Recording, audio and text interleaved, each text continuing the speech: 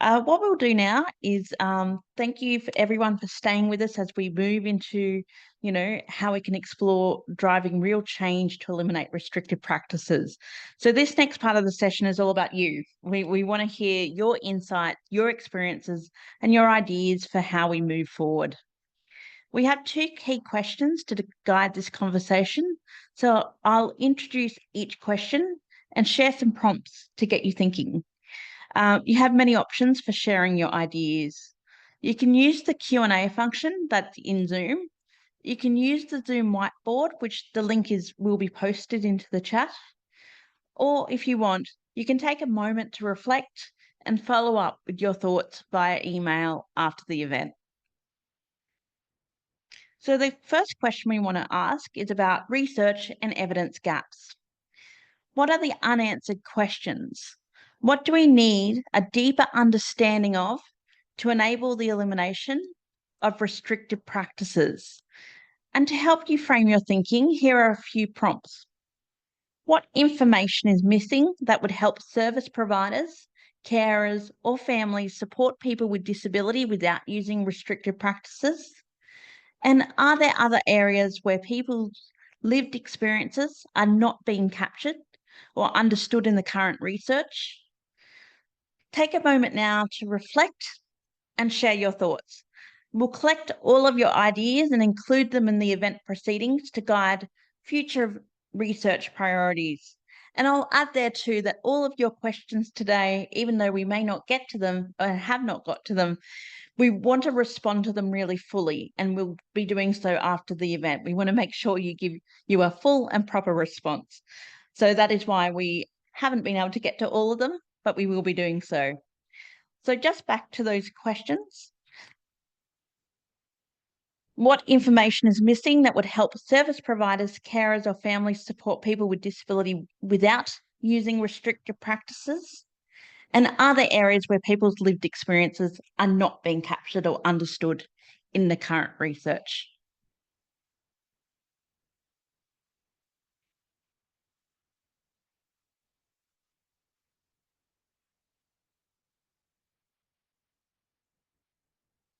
So just having a look for some of the responses that are coming in, there's a few more questions that have been added, which we will definitely be capturing. And just noting that recent comments are interested in helping by providing experience and skills as a physiotherapy researcher and like to be part of research. Yes, certainly we will be capturing that and happy to follow up with you.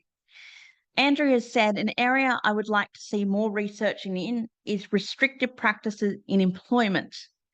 As a highly educated professional with disabilities, I've been subject to a number of practices resulting in psychosocial disability. Thank you very much, Andrew, for sharing your experience. Really appreciate very much hearing directly from you about your experiences. So just allowing you a little bit of time to be able to share your thoughts into the Zoom whiteboard or into the Q&A as you feel free, or even if you want to start collecting your thoughts to be able to share them with us by email later.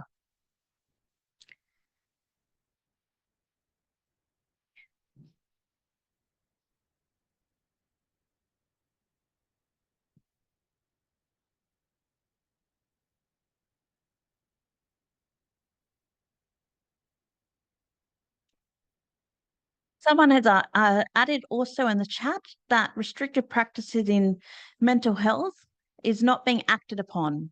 So obviously something that needs to further investigation as well as understanding. And whether adequate staff to person ratios would assist in eliminating restrictive practices. Thank you very much to the person who just shared that. So just looking at the second question that we really would love to hear from you about is using existing evidence. Our second question focuses on the evidence and research we already have. What do we know isn't being put into practice? What specific research findings, reports, tools, or strategies do you know of that could help eliminate restrictive practices but aren't being widely used.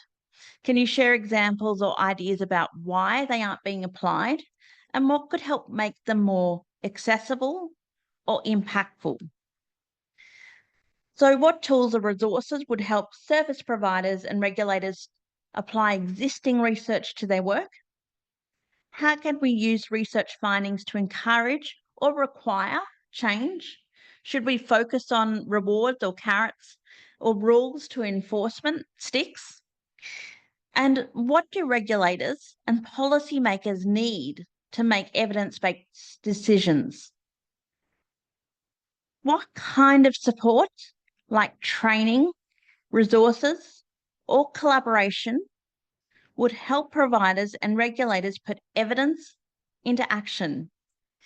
Please continue to share your ideas, again through the Q&A or the Zoom whiteboard, and we'll summarize these and consider these as ideas as part of our post-event outcomes. So again, just having a look at the chat to see what is coming in. Supported decision-making and mental health. I think that was a note from earlier. It's something that is really important.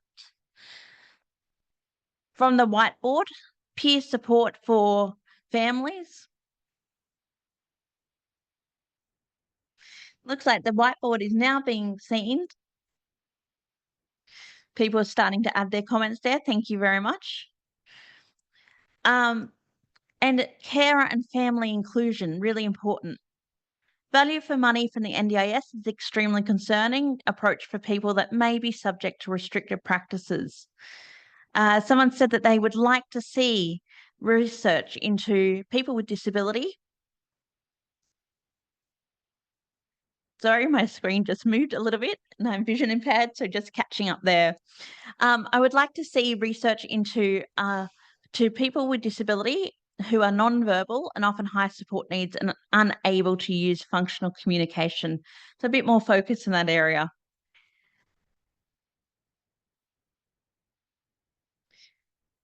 The fact that service delivery has become more market-based and the medical model has been replaced by a corporate model is another challenge being faced.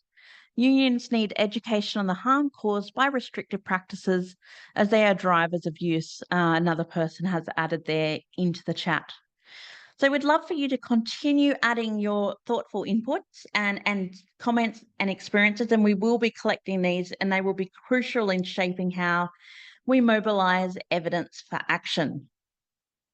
And I really want to thank all of you for making those contributions, and especially for those of you sharing experiences. The insights and ideas that you've shared today are really valuable. And if you think of anything else later, please don't hesitate to email the NDRP team at info@ndrp.org.au. Everything you've shared will be considered as part of the event proceedings and into broader efforts to eliminate restrictive practices. We'll also be including responses without names in the proceedings document, so your voice will continue to inform this work beyond today.